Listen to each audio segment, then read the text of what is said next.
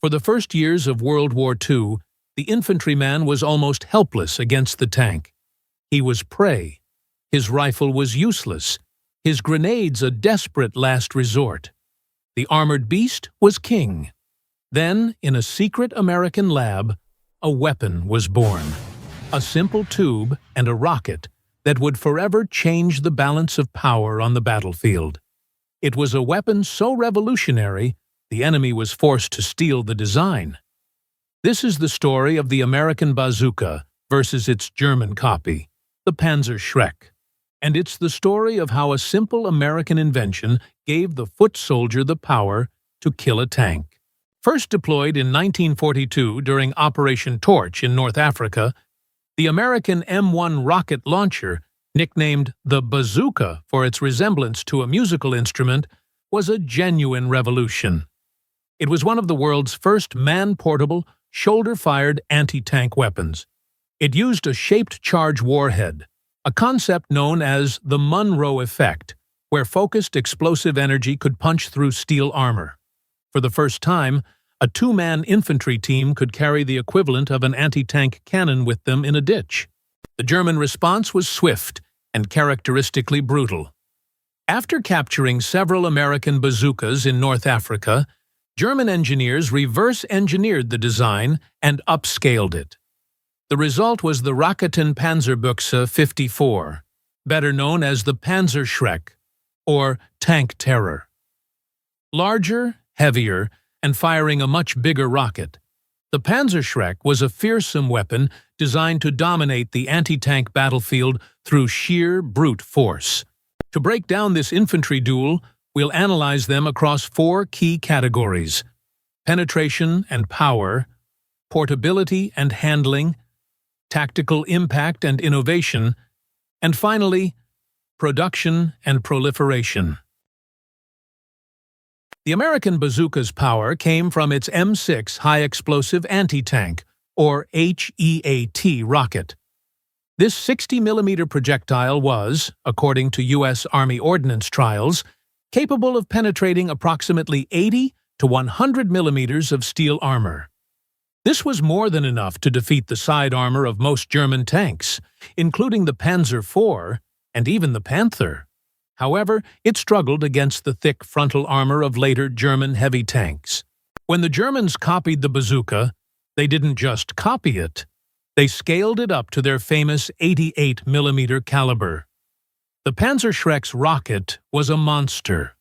Historical data confirms it could penetrate anywhere from 160 to over 200 millimeters of armor. This was a terrifying amount of power. It could go straight through the frontal armor of an M4 Sherman tank at any combat range. There was nowhere on a Sherman that was safe from a Panzerschreck. This is no contest.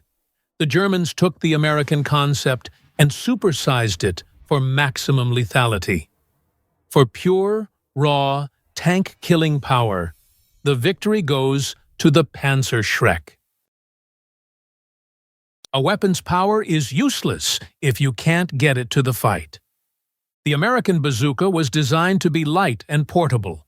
The early models weighed around 13 pounds and could be broken down into two halves, making them easy to carry by an infantry team. While its electrical firing system could sometimes be unreliable in wet conditions, it produced a smaller backblast and less smoke, making it slightly easier to conceal the user's position after firing. The Panzerschreck's immense power came at a cost. At over 24 pounds, it was nearly twice as heavy as the bazooka. It was a long, unwieldy, single-piece tube. The early rocket motors burned for a short time after leaving the tube, forcing the operator to wear a gas mask and a heavy blast shield for protection, hence the weapon's stovepipe appearance. This made the operator a bigger, more obvious target. Furthermore, the rocket produced a massive plume of smoke, instantly giving away the firing position. In a desperate infantry fight, being lighter, more mobile, and harder to spot is a life-or-death advantage.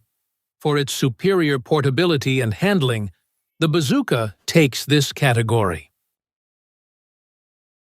This is where we see the true genius of the American design. The bazooka was not just a weapon, it was the creation of a whole new category of weapon. It was a revolutionary concept that fundamentally changed infantry tactics. For the first time in history, the average GI had a portable, lightweight tool that could credibly threaten enemy armor and fortifications. The Panzerschreck had a massive tactical and psychological impact. Allied tankers rightly feared it, and it became a key part of the late-war German defensive doctrine. But it was an evolution, not a revolution. It was a bigger, more powerful version of an idea the Germans had already seen in action. Its impact was in improving an existing concept, not creating a new one. The greatest impact comes from the original idea. The bazooka was a game-changer that shifted the balance of power on the infantry battlefield and inspired a generation of weapons to follow, including its own German rival. For its incredible world-changing innovation, the bazooka wins this category hands down. True to American doctrine, the bazooka was designed for mass production. It was a simple, inexpensive weapon that could be churned out by the hundreds of thousands. By the end of the war, nearly 500,000 bazookas of all variants had been built. They were issued to every branch of the U.S. military and supplied extensively to Allied partners like Britain and the Soviet Union, who used them to great effect on the Eastern Front.